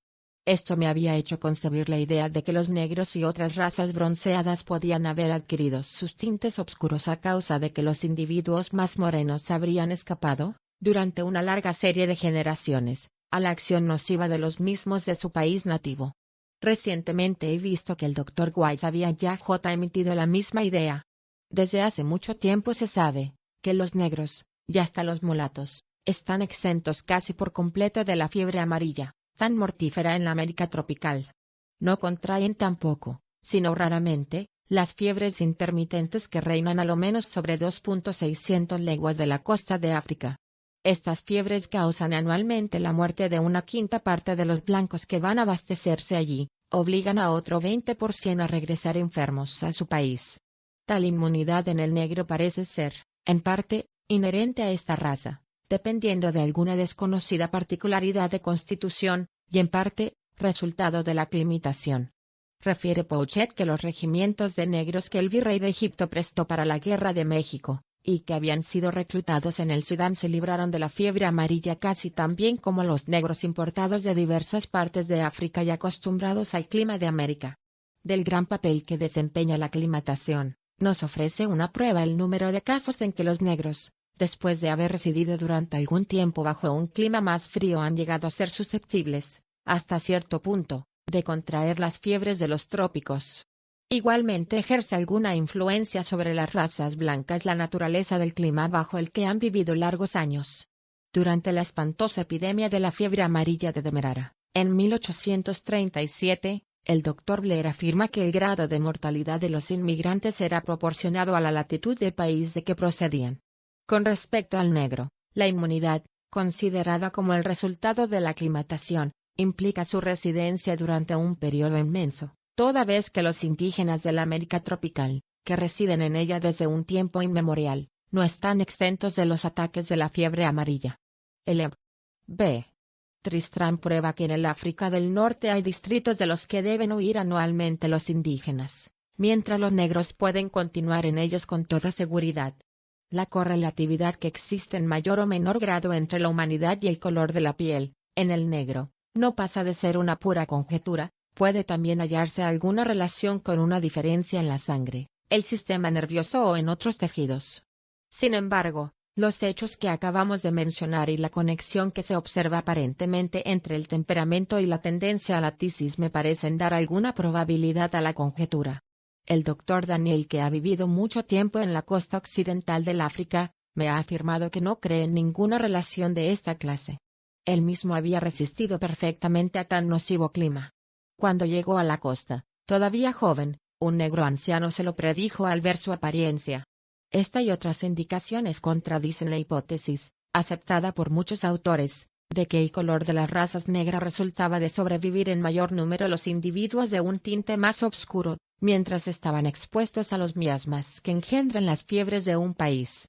Aunque el estado actual de nuestros conocimientos no nos permita explicar la causa de las diferencias tan pronunciadas de las razas humanas, en cuanto al color, ya dependa de la correlatividad con ciertas particularidades constitucionales, ya de la acción directa del clima, no debemos descuidar por completo este último agente, porque hay muchas razones para creer que se le pueden atribuir algunos efectos hereditarios.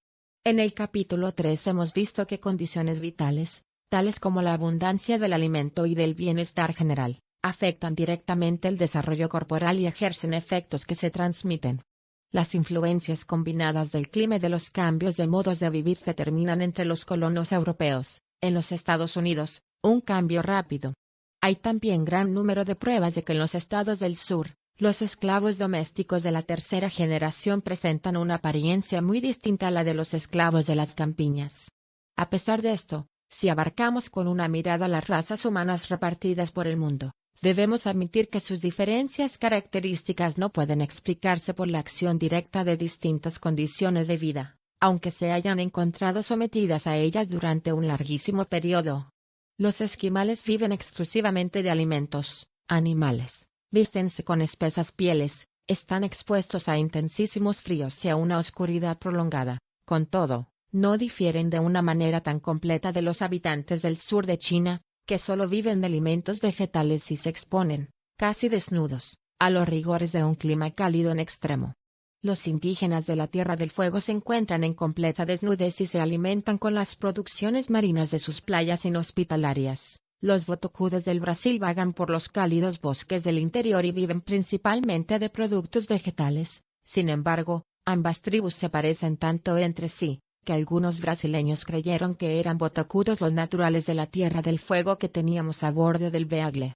Todavía más, los botocudos, como el resto de los habitantes de la América tropical, son enteramente distintos de los negros que viven en las opuestas playas del Atlántico, y no por esto dejan de encontrarse sometidos a un clima parecido, ni de seguir casi el mismo género de vida.